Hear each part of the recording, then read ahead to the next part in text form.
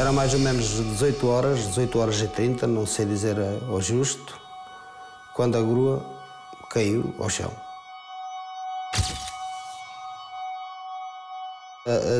Fica para toda a vida. Quando eu levantei a carga era para ir para a ponta da flecha e não chegou. Cai e estragou bastante material e ia matando uma pessoa que vinha a chegar de carro. Caiu-lhe em cima, teve muita sorte em escapar.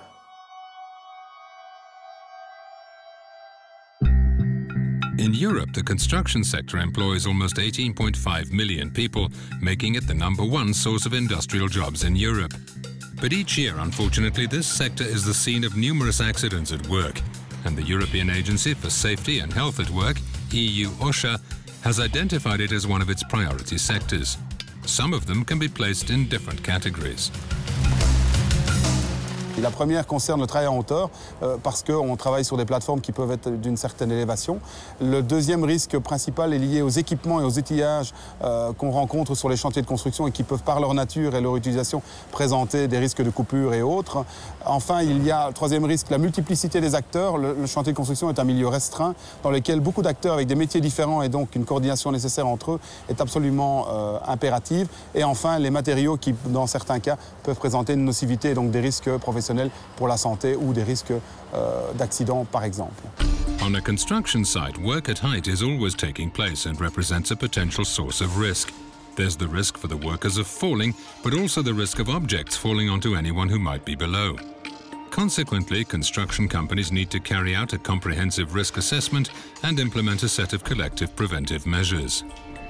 Alors nous sommes ici face à un des risques caractéristiques liés aux ouvertures dans le bâtiment qui posent d'importants problèmes de chute pour les travailleurs si ces ouvertures ne sont pas fermées et protégées par des systèmes de garde-corps.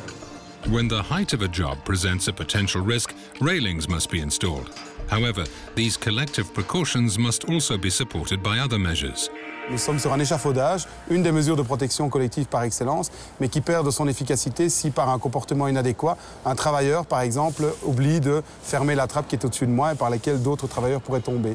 D'où la nécessité de formation de ces travailleurs individuellement, mais aussi collectivement pour qu'il y ait un ensemble cohérent de gestion de la sécurité pour éviter les risques.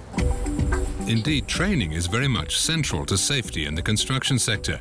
Mario, for example, has never obtained a crane operator's license.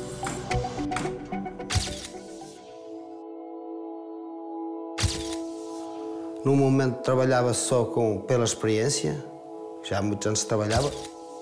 On a construction site, training is therefore absolutely central to safety. What's more, numerous professions and companies are called upon to work together, so they need to make sure that each applies the same safety rules. Each of these professions can be subject to health risks. Musculoskeletal problems are common.